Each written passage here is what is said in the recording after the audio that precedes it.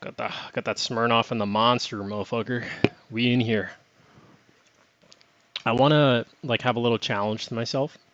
Back at AWS, I used to train a lot of people, right? Actually, I might as well move the fucking webcam. Fuck, I got no cam. Here we go. Oh shit. There we go. I just moved into this apartment, so if you see this mess behind me with the desk, we're still kind of like unpacking and shit. Okay. Um, yeah. So I want to have like a little challenge, right? I want to try and from fucking scratch teach somebody everything or damn near everything there is to know about networking, about network switching, about fiber optics, about everything that I basically learned during my time at AWS and during my current tenure at the company I will not name.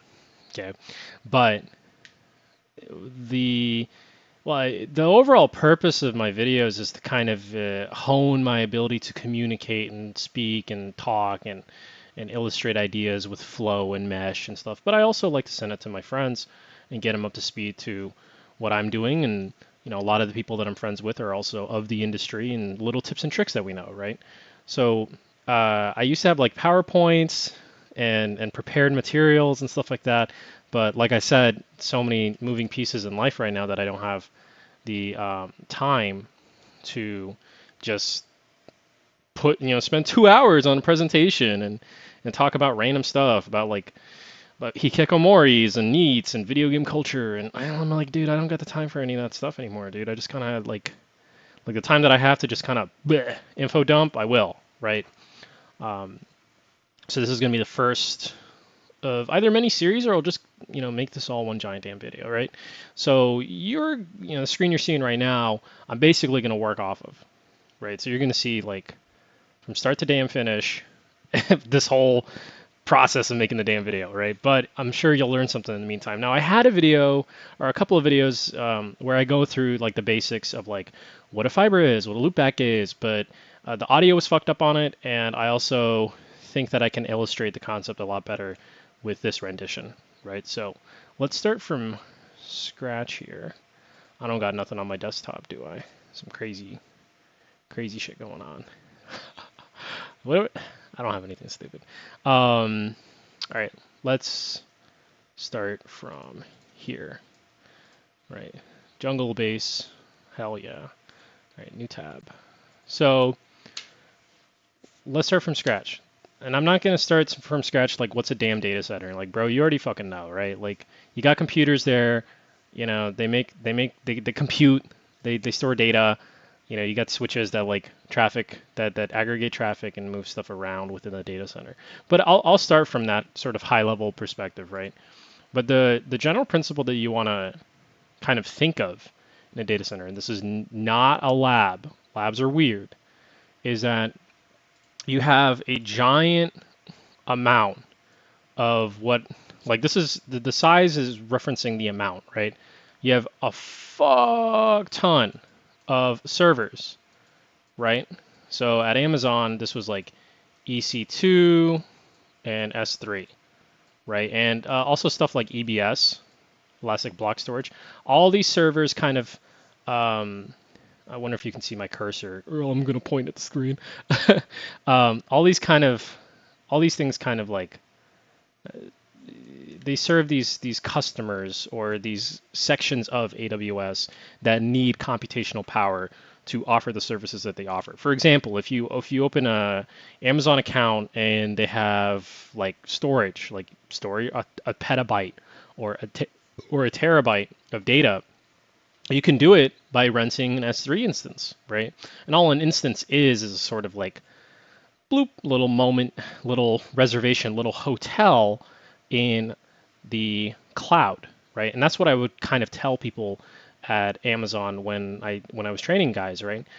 We basically are in the process. We are in the business of warehousing data and hoteling, right? Meaning when you think about a hotel, when you go to a hotel, it's not just a place to sleep, right? It's not just a place to warehouse your body on a bed. There's services that come to it. You know, there's room service, there's breakfast and delivery. There's all this stuff that is like optional to you that you can do in addition to reserving your slot within the cloud, right? So we're in the business of hoteling and offering different services. Wow, I'm looking kind of fucking swole. Offering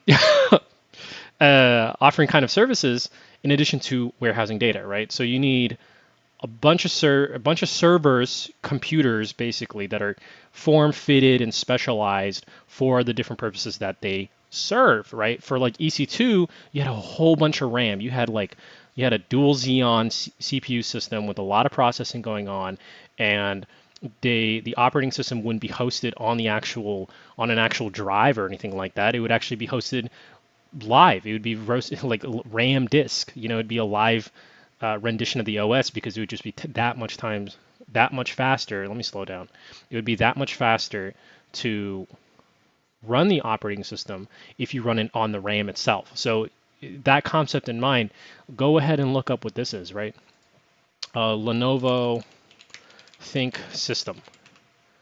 Dude, these things were the mamma jamma. These things are like the best thing I can describe it, right? So, or the best thing I can kind of point to. It wasn't this specific model, but wow, okay, never mind. This is not the specific model I'm talking about because this is GPU based. But there was a Think System platform that effectively had 4 motherboards in one unit, right? So that's 8 Xeon CPUs and 4 terabytes of RAM.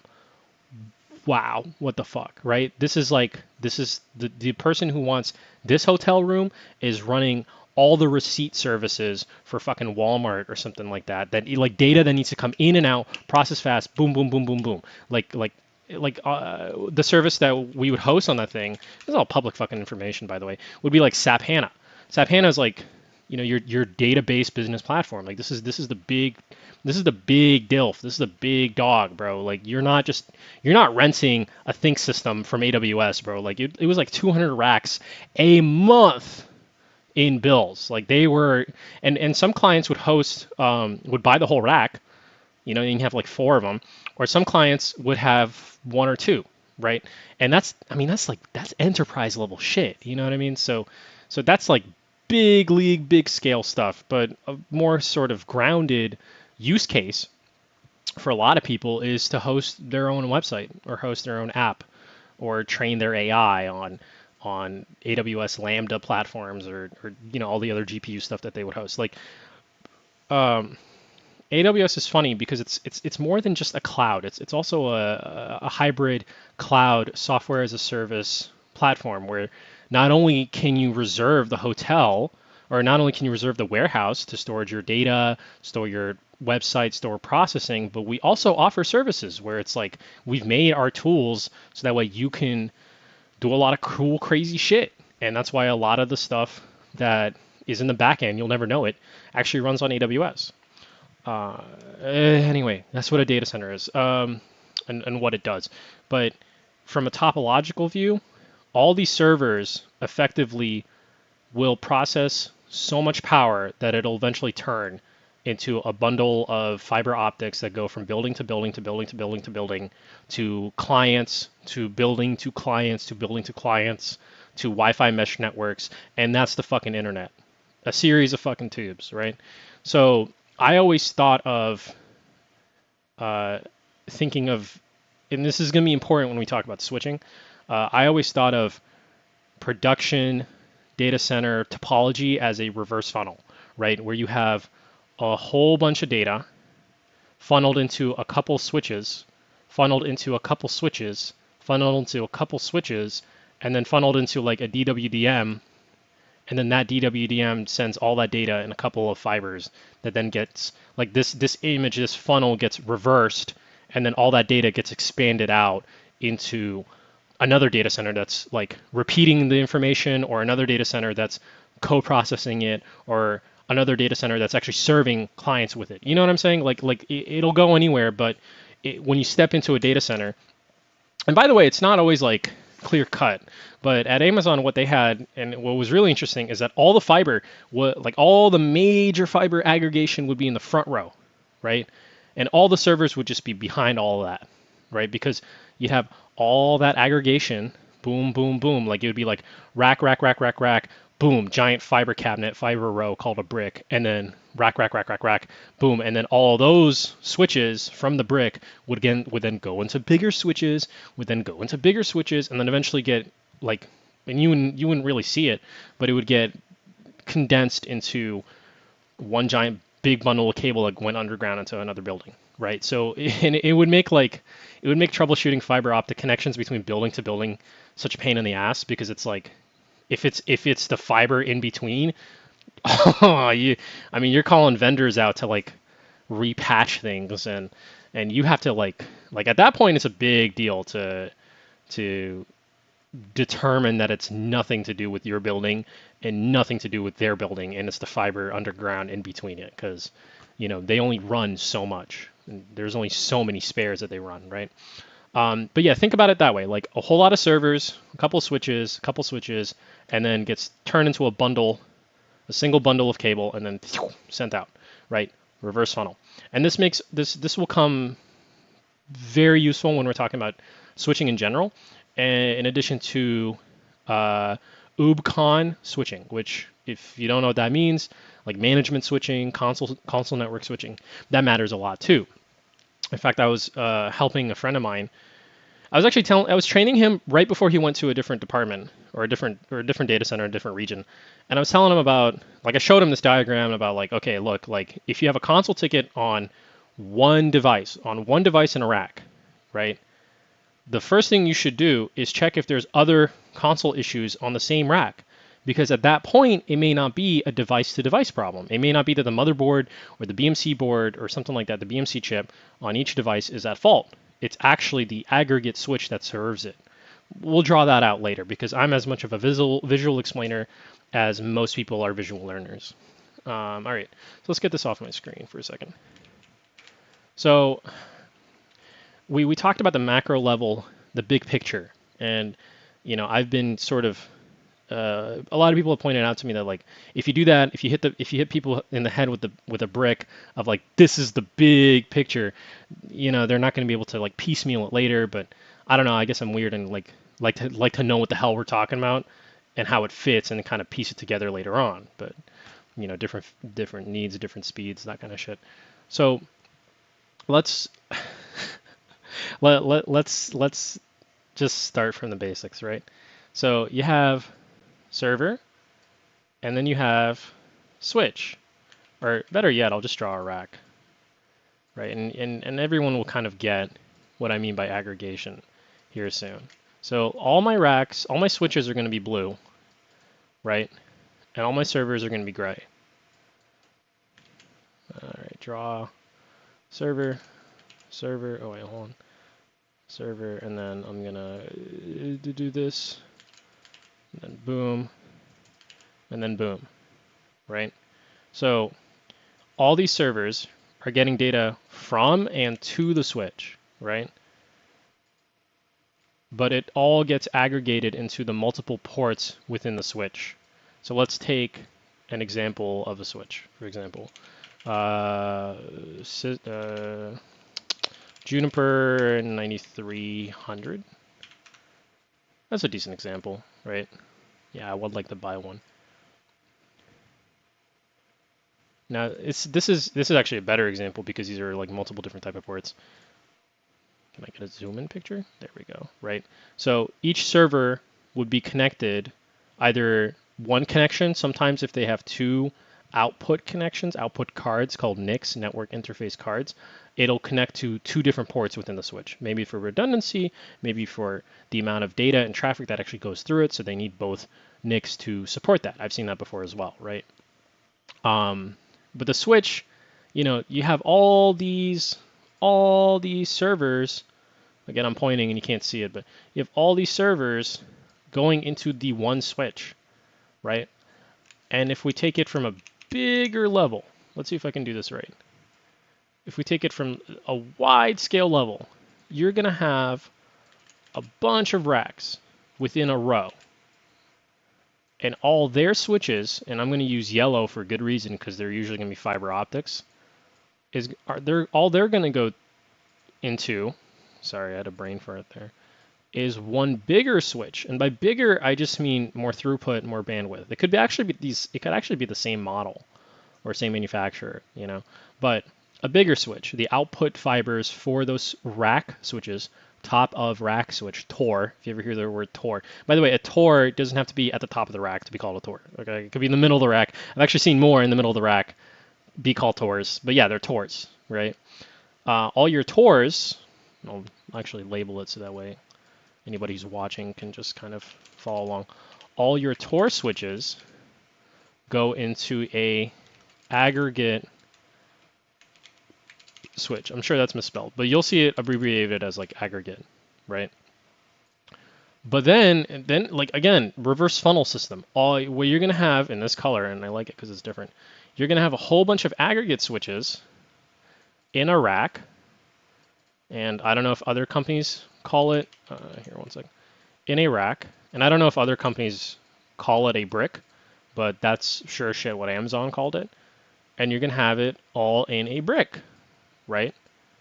And that brick is effectively taking multiple rows of server racks into one brick. And what's next? You can have multiple bricks go into a bigger switch. You see what I'm saying? Like it just all gets kind of condensed. But when traffic comes in, it's getting funneled out, right? It in and out traffic, like a series of tubes, and the traffic's coming in and out and in and out. And by the way, when it comes to data coming from like the server, here, hold on, the server to switch level, kind of zoomed in. This is gonna be important soon, right? The server to switch level, like this port on the switch that this server is coming to, most of the time it's a DAC cable, DAC, direct attached copper, right? The output of a TOR will be fiber optics, right? And we'll have like a little separate discussion about fiber, and that's actually going to be the majority of the discussion is fiber. So yeah, that's your topology as a whole, right? Now, this is just for traffic. There's also different fabrics that go to servers and switches, like management and console. And I'm going to keep it very brief, right? Management and console, the whole point of management and console is so that way, one, you don't have to physically be there and connect a cable to the server to do configs and do your jazz hands routines on the keyboard to do all the magic and diagnostics. You can do it from the comfort of your own office chair, of your own Herman Miller Eames chair, right? From the office, from fucking home over VPN, SSH, you know, tunneling and shit. Like it's to have an internal network so that way people can do diagnostics and engineering, right? For both management and for console. Now, different companies have different uses for management and console. Sometimes, like at Amazon, this was really strange to me, but I can also kind of understand why. Their servers didn't have management. All they had was console, right? So if you had console down, even though they had direct attached copper out, and even though that this server could be working just fine by processing data, they didn't want to sell it to customers because they couldn't verify the integrity of the server through the console system. So if you had a console ticket, everything on that host, everything like all other systems could be perfectly fine, right? But because the console cable's unplugged, or the cable itself is bad, or the aggregate switch was bad, that entire fucking brick, not entire brick, I'm sorry, that entire rack of servers could be out of the pool and won't be sold until someone fixes it, right? Or that individual server could be out. And again, the amount of money these individual servers make, like they really wanted your ass to fix this stuff. And if this is something like extremely high priority, like any sort of GPU based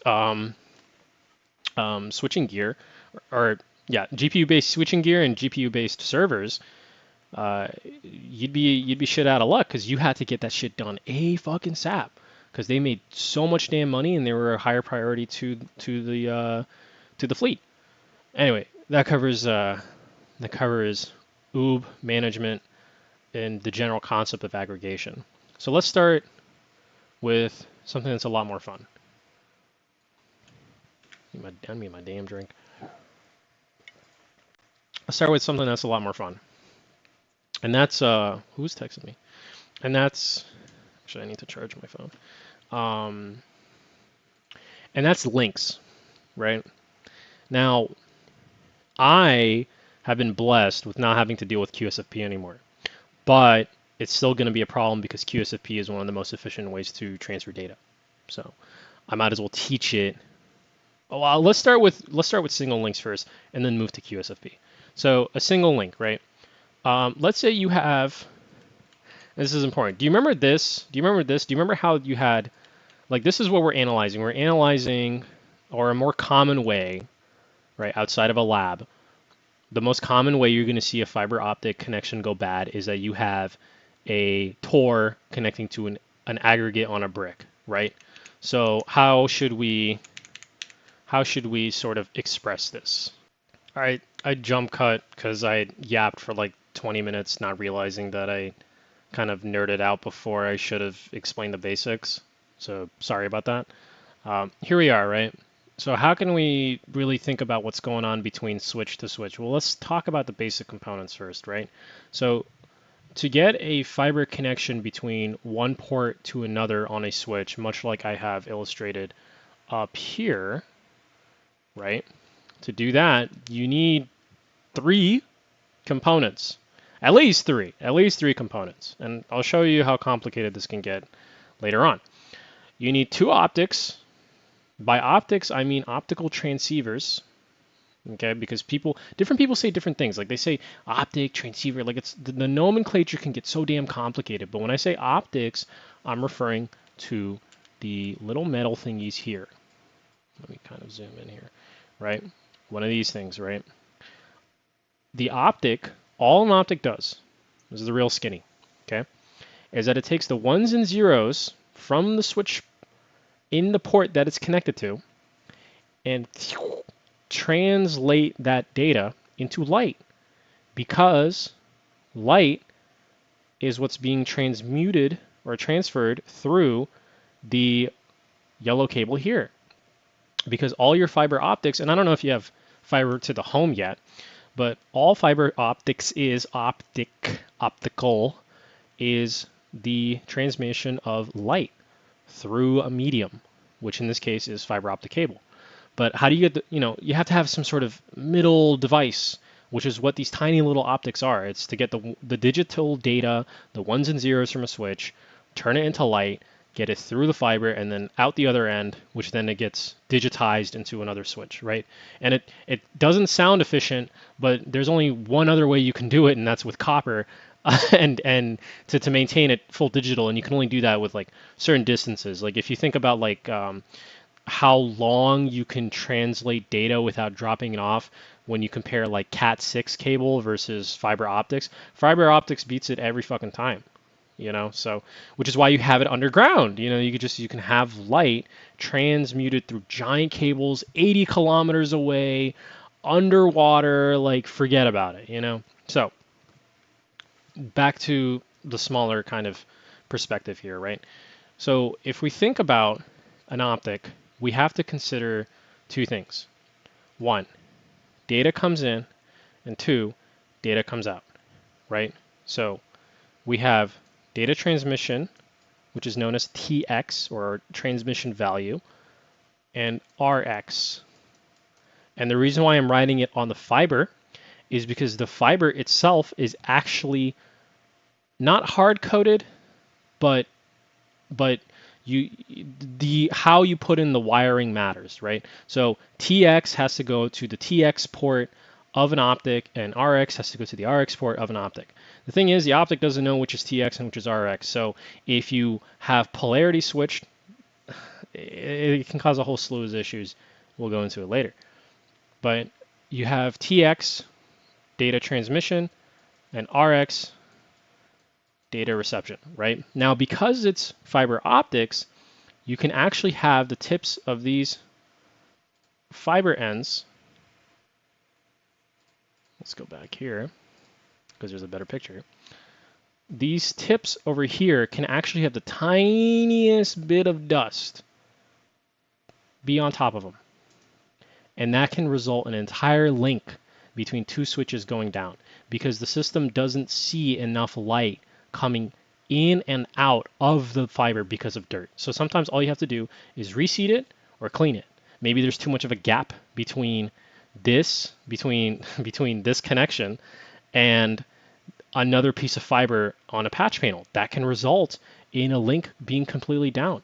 Maybe the fiber is dirty. Maybe somebody wasn't wearing gloves. They touched the tip of these things, and a finger. Like there's like if you look at a ferrule, there's tools that you can use to like see ferrules and how they look when people touch it.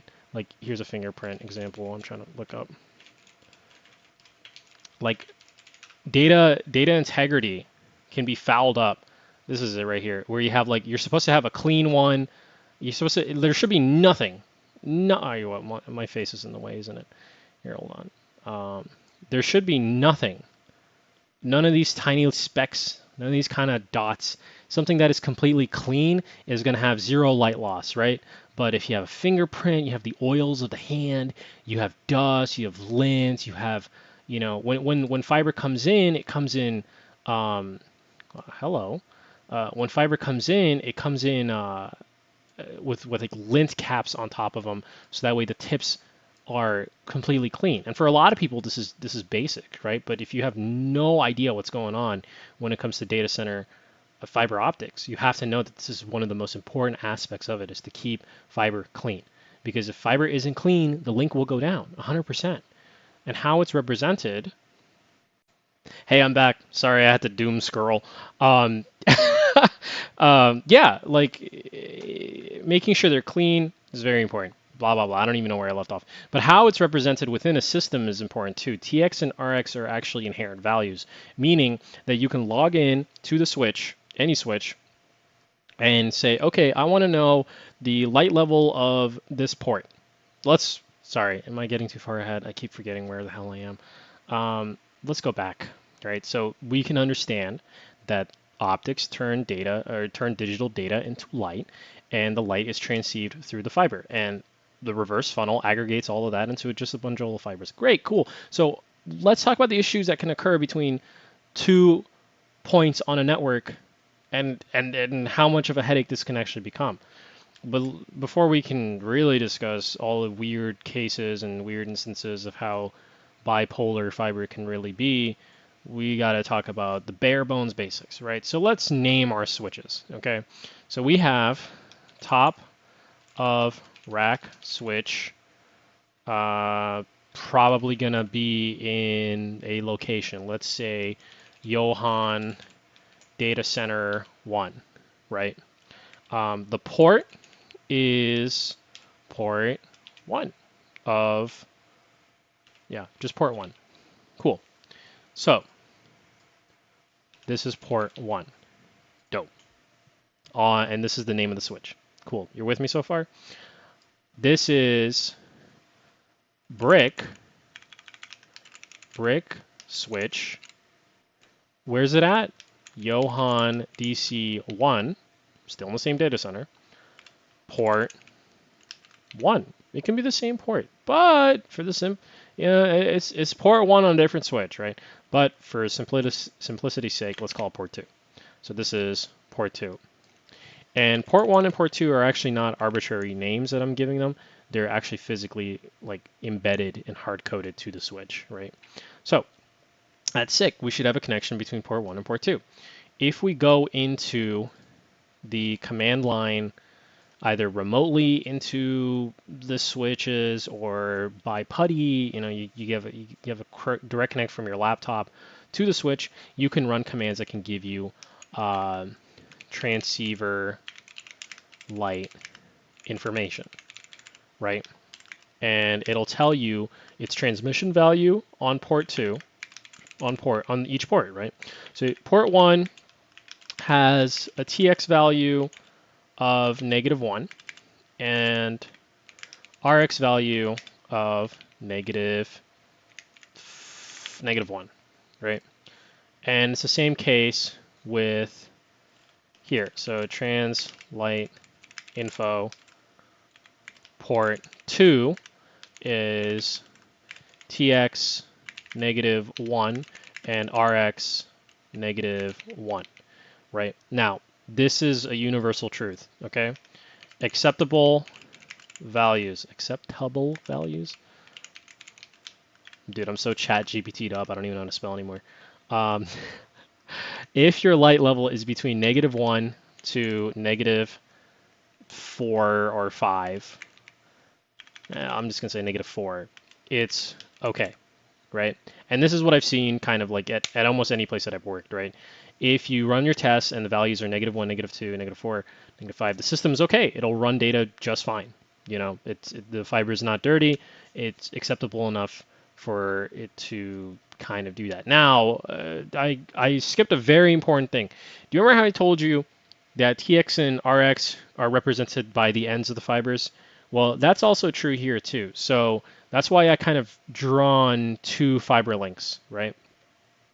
Now, in real life, they're actually going to be kind of wrapped together to make it look like they're just one giant fiber, but they actually are two independent connections, right? TX and RX. Cool. Where does that leave us? So these are acceptable values. Right now, there's nothing to do on this link. This link works. It's plugged in. Data's coming in. Data's coming out. The light levels are fine. Let's kind of digest this for a second, right? So both of the values, TX is -1, and they call it dB, which is a way of expressing light loss. That's a weird thing to think about, but I'll tell you in a second. -1 dB. dB is a representation of light loss. How much light are we losing? It's not how much light is getting through. I mean, it is how much light is getting through. But if I said like, it's effectively saying like, if it's 1 out of, let's say, 4, well, it's getting weird. It's just telling you how much light it's losing, and there's an acceptability range to it. Technically, if you talk to an engineer and you say we're only getting this much light through, they're going to know what you're talking about. But if we're going to go by textbook, right, you can't say that there's -1 dB of light going through. That's not true. What you're actually supposed to say is there's -1 dB of light not going through. Now, there's another magical value, and that magical value is the following: -40, -90. If you see either of these values, that means that no light is getting through.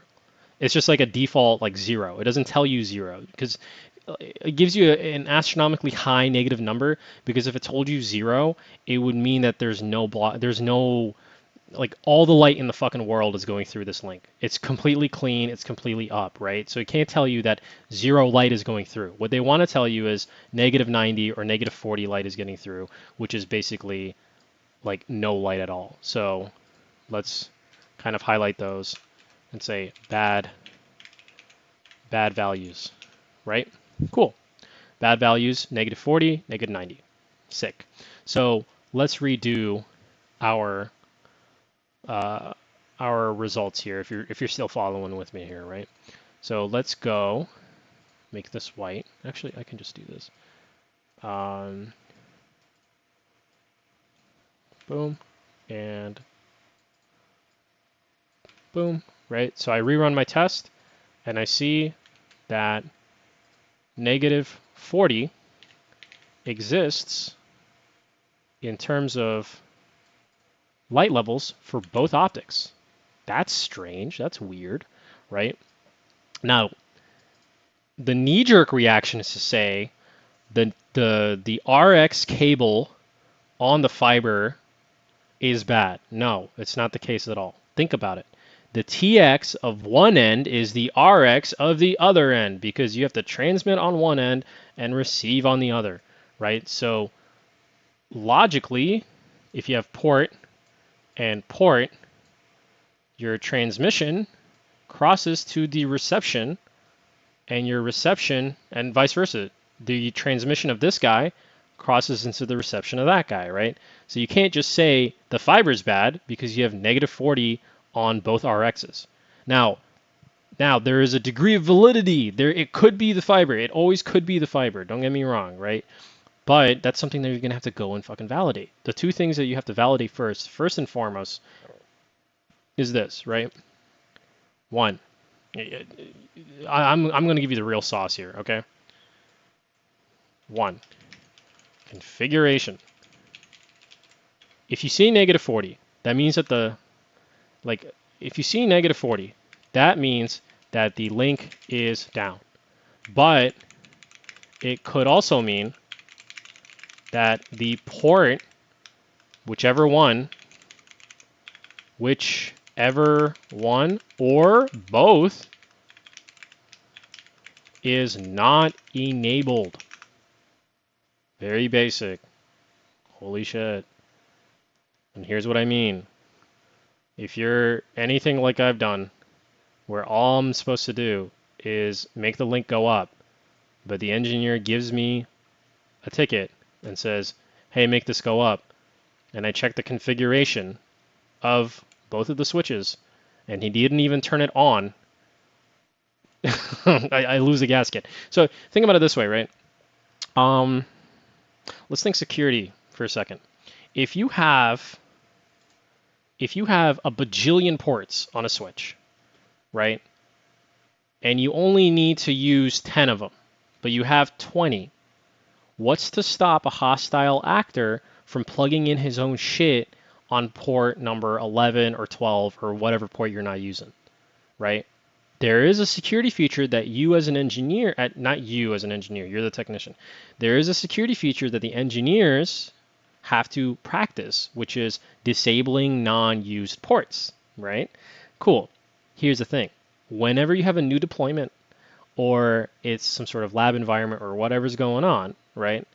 Or if it's a new switch, it could be that the port was disabled for security purposes on fucking accident. And if that's the case, then congratulations. You have to find someone to enable it. That's one situation where that's true. Here's another situation that's true. And I'll give you a story. I'll tell you a story. I had to diagnose a link down on a Arista 7010, 7010T top of rack management switch, right? Blah, blah, blah, blah, blah. Anyway, fiber connection, it wasn't working. I look at the other end. I look at the brick end, right? We loop back it. Oh, wait, what the hell am I talking about? Anyway, we determine the brick end is fine, because I haven't even told you what damn loopback is. I'm sorry. We determine that the brick end is fine. We know that the issue is on the Arista 7010 end. We know that the issue is on the left switch, right? Something hit me. Something said, you know something, before you test the optic, before you test the fiber, check the config. And I look into the config. I run the command like show transceiver status or whatever like that. And it said, this is an interesting error. It said disabled due to errors. That's weird. I've never seen that before.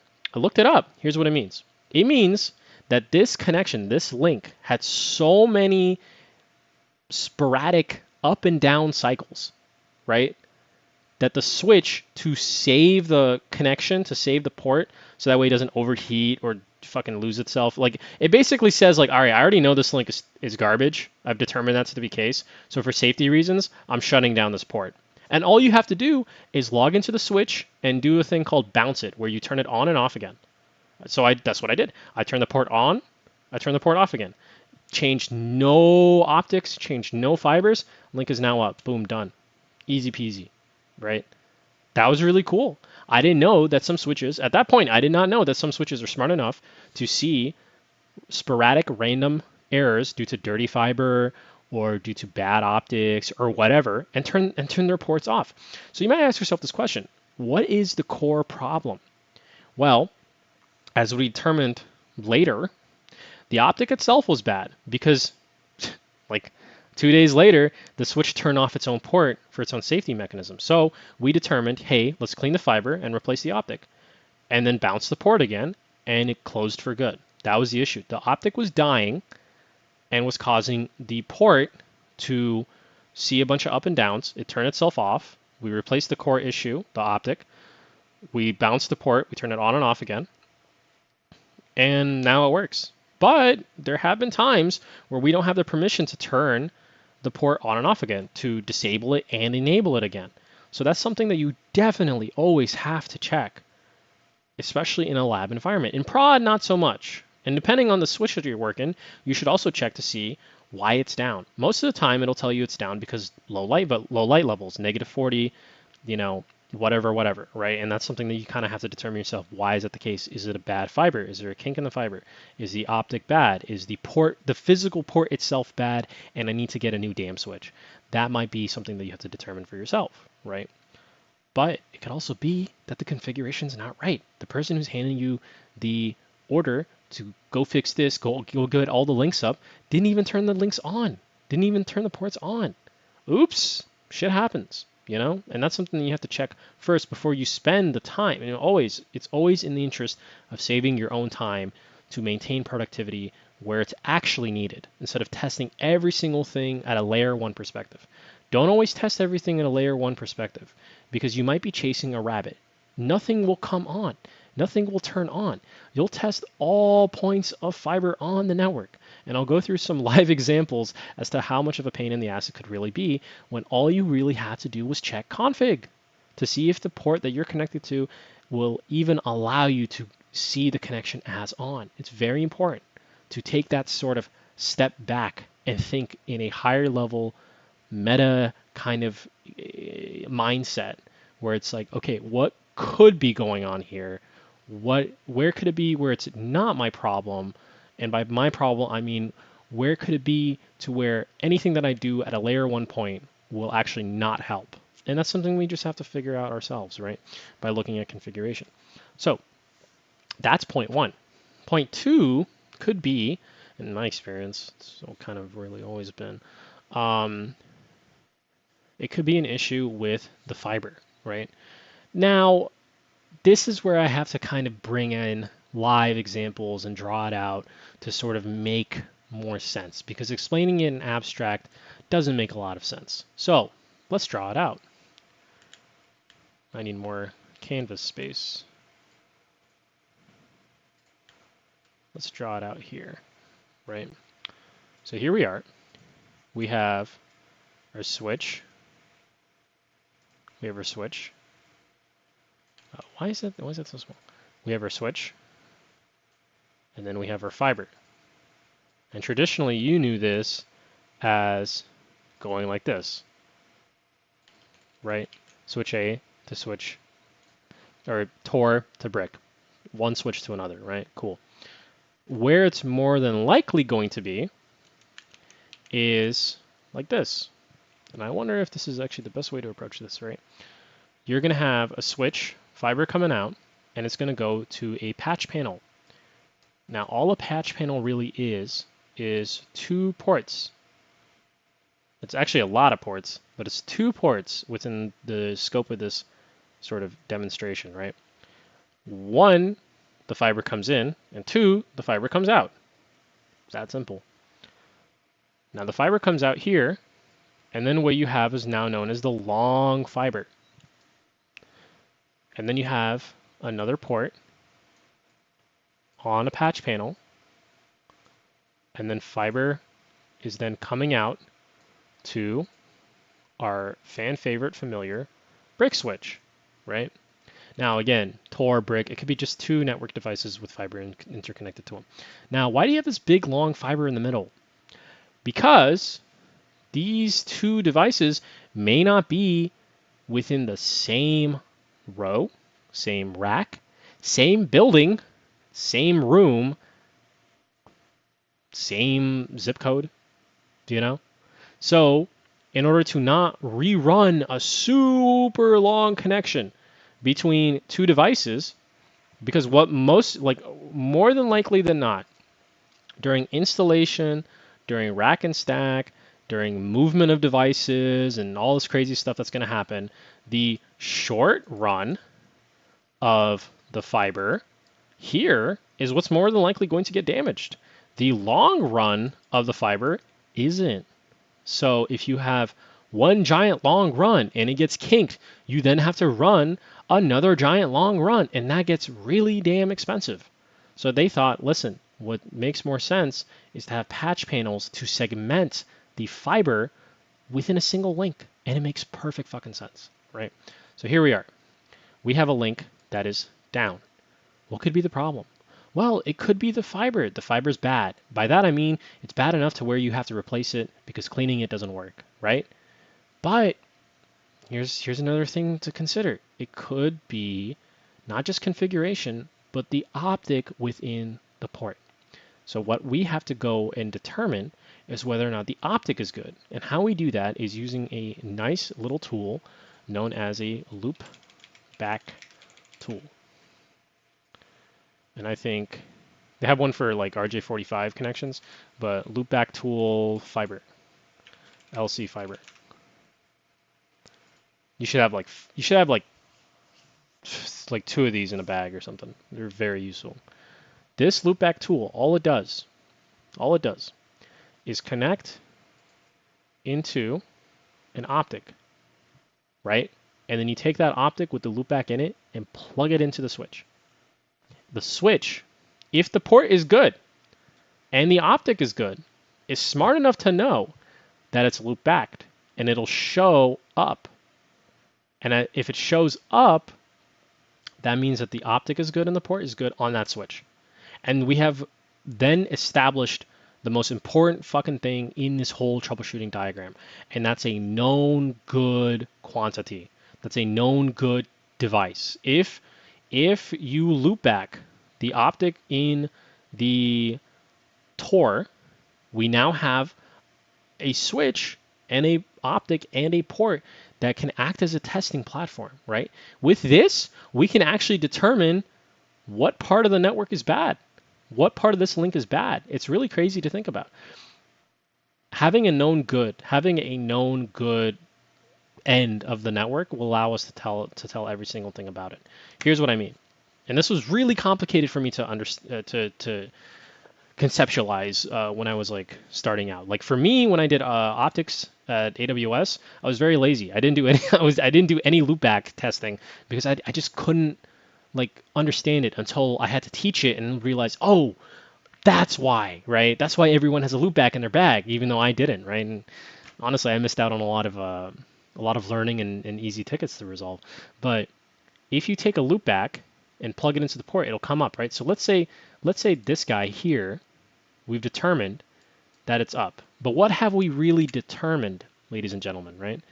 We've determined that the port and the optic is good.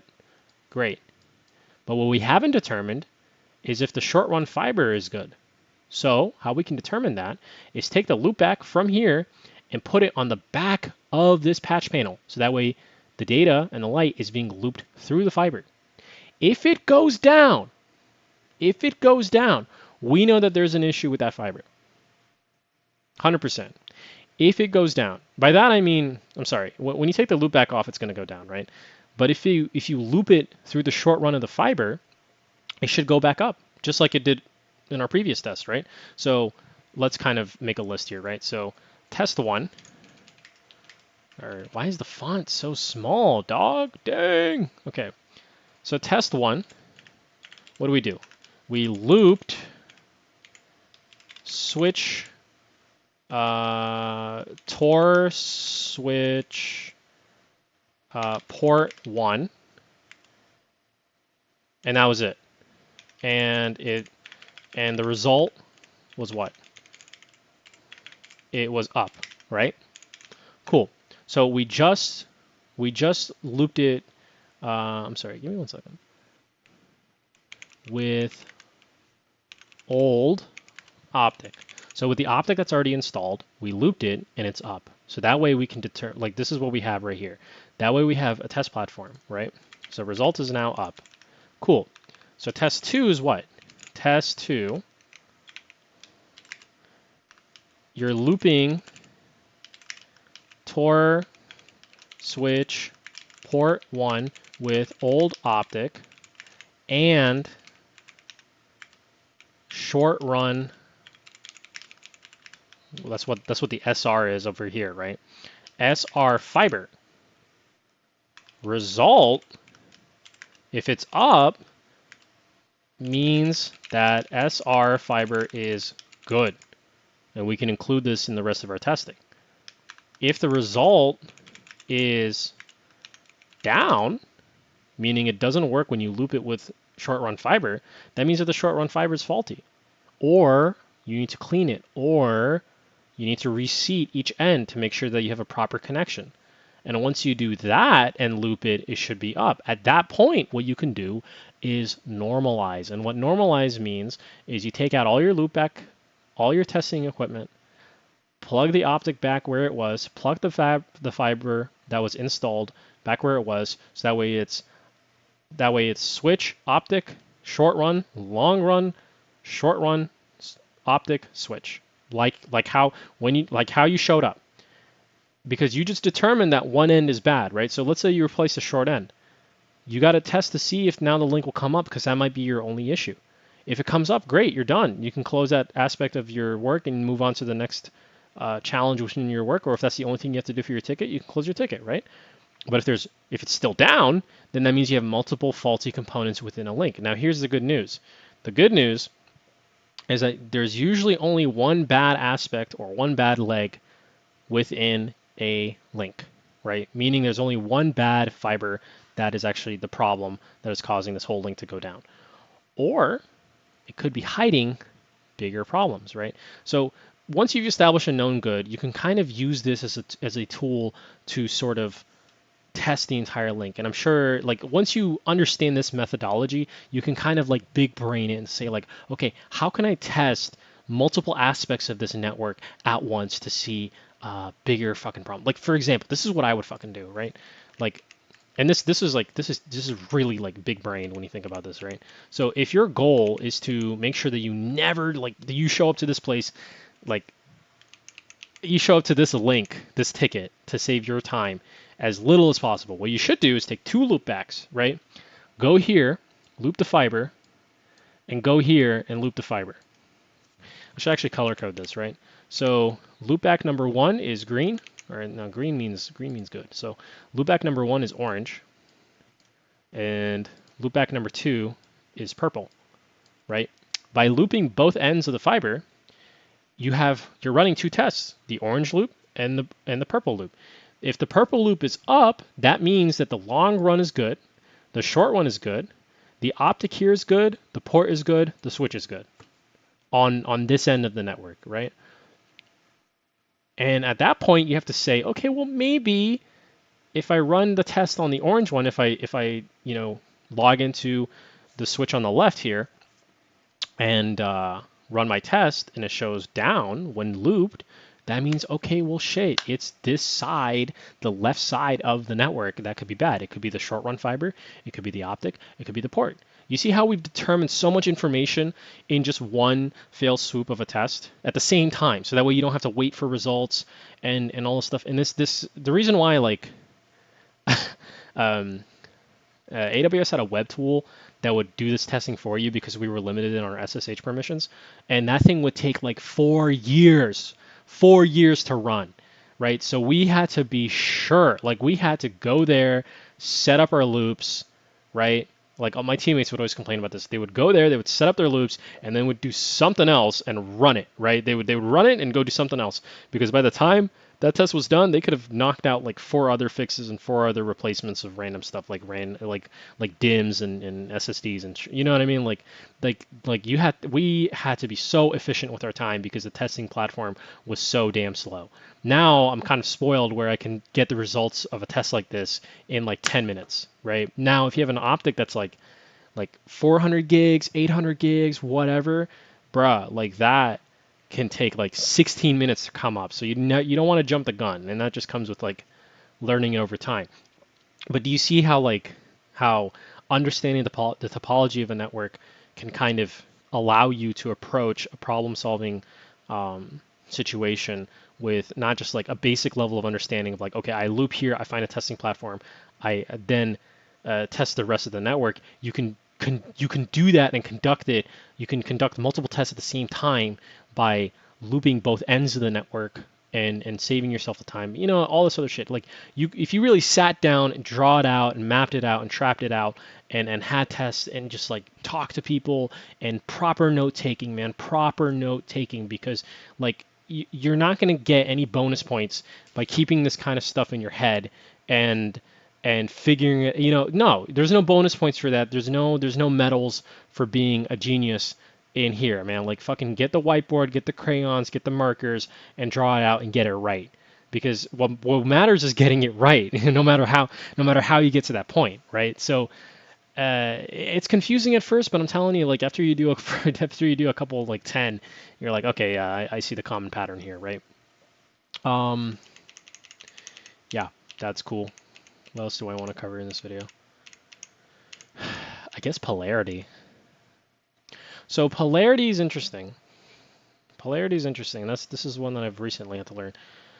Polarity follows the rule of squares. Now that's already complicated enough, right? But think about it this way. If you take 4 right turns, right, right, right, and right, you come back to the same point.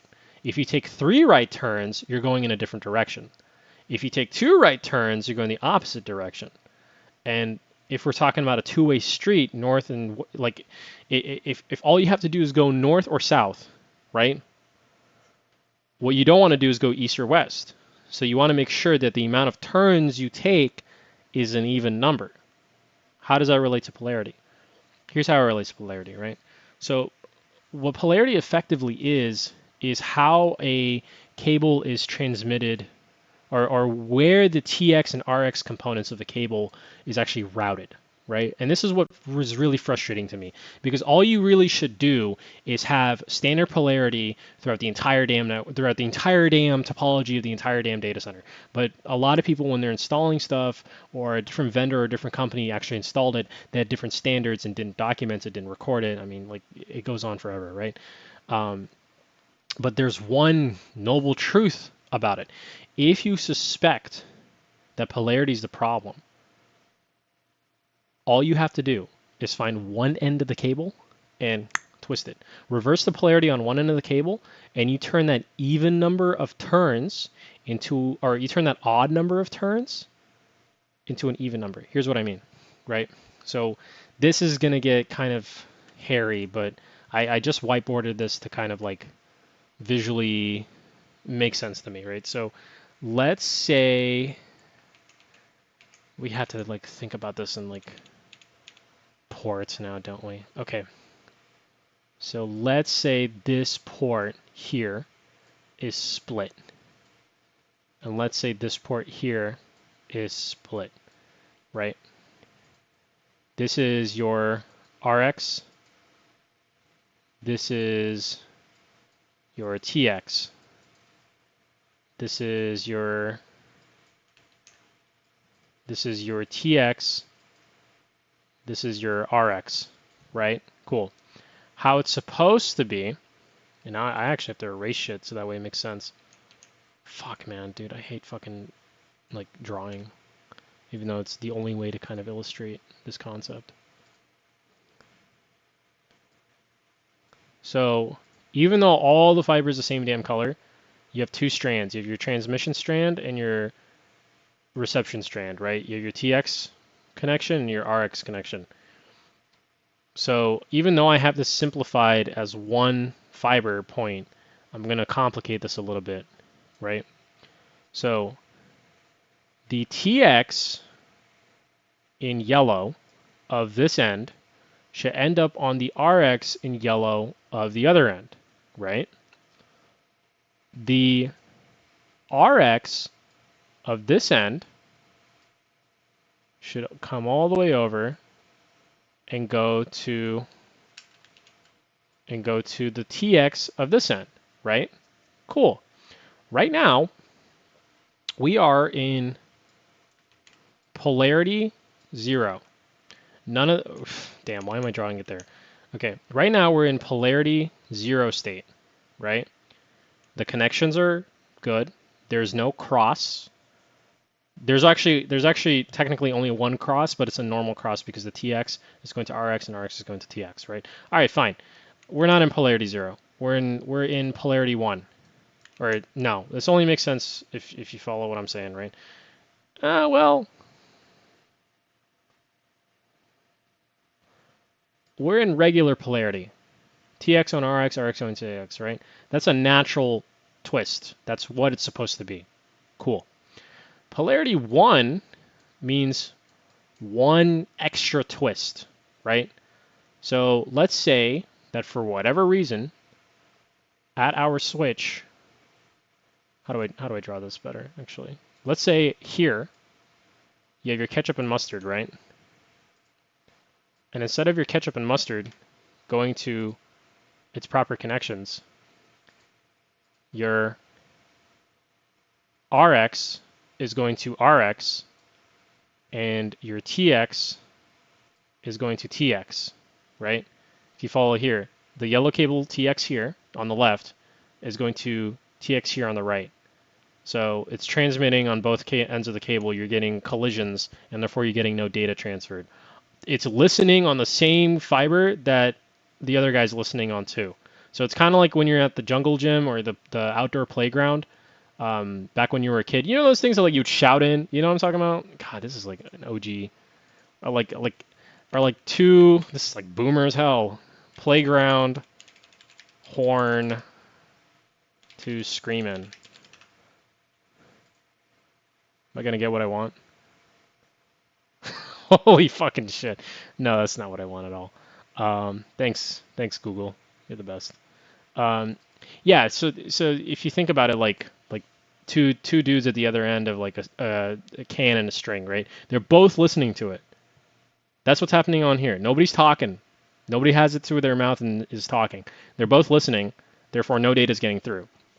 Or the yellow cable, they're both shouting. No one's fucking having it to their ear. They're like, ah, la, la, la, la, right? And nobody's putting it to their ear. That's what happens when you have a cross, right? You have to listen where you're hearing and hear where you're listening. Or what? You have to talk where they're hearing and hear where they're talking. Great. So because you have one extra turn from 0 turns, you have that to be the case. So in this case, all you really have to do, and this is sort of unorthodox, right? Naturally, you might think, oh, all you have to do is fix this cross, right? But here's one question for you. Okay, this is an obvious cross. You can check it. You can see, oh, I see the cable here is going there and the cable there is going here, and there's only one cross. But what if, and this has happened before, it's on the other side of a patch panel and not that obvious? Well, what you could do is check the other side of each patch panel that this goes through, right? But this is a simple diagram where there's only 2 patch panels. There could be a topology where there's 6, there's 5, there's 3 patch panels. Who knows, right? So if it's crossed within the patch panel, all you have to do is cross it where you see it and turn P2 into, or P1 into P2. Now there's 2 twists. Now this is not the way you should be doing this, because in the future, when someone replaces that fiber, the fucking link won't go on, and they're gonna tear their hair out wondering why it's not working, right? Because they're not paying attention to polarity when they replace the fiber, right? So, that's not what you're supposed to do, but I've seen it been done this way, where it's like, oh, if it's a polarity issue, don't bother figuring out where it's twisted. Just twist it where you are, and it'll work. And yeah, they're right. The link will come up. It will work, but it's not future-proof at all. But this is effectively all you need to know about polarity. If you think it's going down because of polarity, all you got to do is retwist it. Is twist the end that you have. Even if you have 3, like if you have something, like if you have 11 hops, 11 patch panels, hops, same shit, right? If you have 11 hops, as long as you twist it one more time, it should work. If the issue is truly polarity, right? Now I've seen it where we think it's polarity, we fix the polarity, but it wasn't polarity, because all you really had to do was reseat each end of the fiber, which means go to the back of the patch panel. If it's a tiny patch panel, or if it's a big like spine. Have you heard of these? Have you ever seen this? That's what I had. Spine patch panel. Not these. trying to look it up for spine patch panel. AWS. No. No. Nope. Not helping. But anyway, what all you had to what we chase down polarity. We argue about it. We all determine that if it's really polarity, it means that there's an odd number of twists, right? So all you have to do is turn it into an even number by changing polarity one more fucking time. And the real fucking problem was actually reseating the fiber on the other side of the patch panel. That was a real issue the whole fucking time. The whole time. But everyone thinks it's polarity. And when it, because sometimes it is polarity, for sure. But if it's really polarity, all you have to do is retwist it on one end. If it's truly polarity, and the rest of the link is perfectly okay, it's just twisted on one end or multiple ends, and it's an odd number. You just got to make that number even, make the number of twists even, and it'll prove it right. And once you prove it right, the real thing you should do is fix it. Fix the whole fucking thing, right? Make sure that it's all the same polarity on each end of the fiber, on each hop, on each patch panel, right? But if in the middle of you determining if it's polarity or not, you reseed a fiber end and all of a sudden the link comes on, it's not fucking polarity. It just isn't, But I digress. So this is the more, it's more like nitty gritty stuff. The rest of the shit that I've kind of seen is like, just kind of stupid, like really fucking stupid. Like you have to really like fiber hygiene is very important, super important. If you suspect for a second that the fiber is kinked or twisted or bent out of shape for any fucking reason, and that's why you're having a downlink, go run a spare. Go run a spare link. Go run a spare fiber. See if that's the case. Because you can go on a wild damn goose chase with fiber, man. I've seen links. It just blow me away, man. I've seen links where if you take the fiber and move it like this, it'll come up. But if you put it down, like you just let it go, it'll go down. Because there's like a break in there. It's kind of like, like when you had like old wired headphones, like Apple headphones or something like that, and you can't really hear it if you don't, or like the fucking phone chargers, right? It doesn't charge if you don't hold your phone against the table, properly and bend it and twist it a certain way. It's the same shit. To a higher degree. To a higher degree, it's the same shit. It's even more sensitive than that. So more than likely what the issue is actually fiber. Sometimes it's optics too. In fact, I've seen it a lot to be optics. I mean, think about it. Like, and this is true of anything that you see in like a high availability 24/7 365 data center. The fucking thing is running 365 degrees at like 99%, capacity and stuff like that. Like I've seen some weird shit, dude. I've seen some weird things. I've seen gamma rays changing a bit on a serial number. Like, dude, I've seen like statistically improbable shit, like gamma ray bit flipping.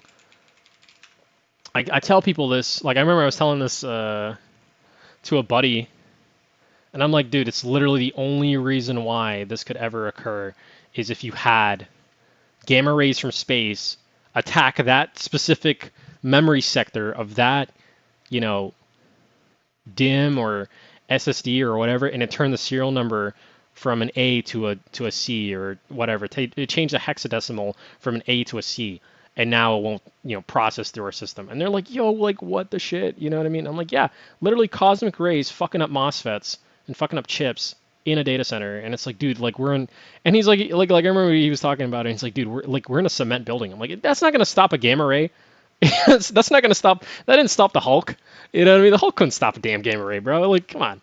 And yeah, it's weird, funny shit like that. But what matters most is like checking the basic stuff. And like I feel like a lot of people are intimidated by even something as kind of, to me, as simple as fiber optics.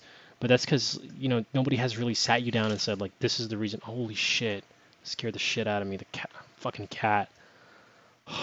No one has sat you down and explain a lot of the shit. Like, okay, maybe you know what it is, but you've never seen it in practicum, or why, or whatever. But I'm telling you, man, like fucking anyone can be trained on fucking anything, man. Like breathe fucking easy and just learn as you go. Pick up on shit. Look, there's a lot of YouTubers out there that like can explain this shit 10 times better than I can, for fucking sure. And home labbers, a lot of this other stuff. But it's all somewhat basic, I'll be honest with you.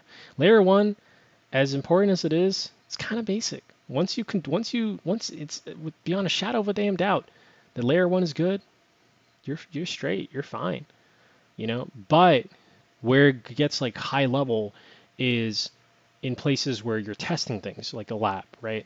And I mean, you can go on and on and on and on, right?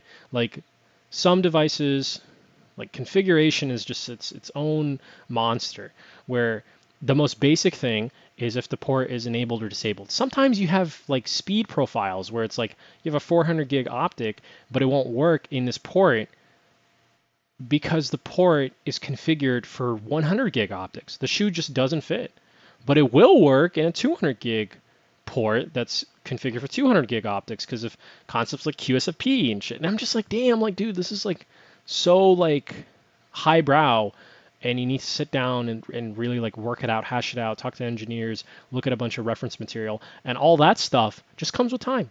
Just comes with time. If a human can build it, a human can understand it. I mean, that's how I felt about overcoming the intimidation factor when it comes to planes, when it comes to this, when it comes to that. I mean, like anyone can do it, man. Anyone can succeed when it comes to things like this. So don't be too intimidated out of pursuing it and learning it and going off on it. I hope you enjoyed this video and it was as understanding and cohesive as I really wished it was. I wish this video was a little bit more well planned, but I just had the spare moment.